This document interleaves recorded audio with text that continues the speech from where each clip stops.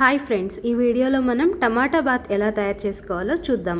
ముందుగా స్టవ్ మీద ప్యాన్ పెట్టి ఆయిల్ వేసుకొని జీడిపప్పు వేసి ఫ్రై చేసుకొని పక్కన పెట్టుకోవాలి.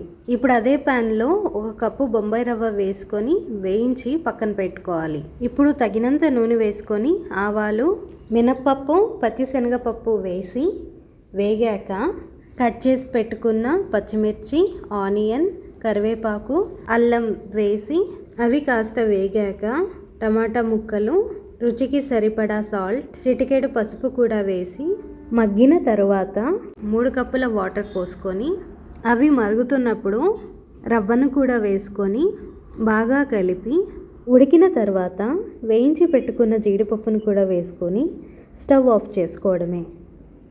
అంతే, ఎంతో రుచికరమైన టమాటా బాత్ రెడీ. నచ్చిందా? అయితే మీరు కూడా ట్రై చేసి మీకు ఎలా కుదిరిందో కామెంట్ చేయండి.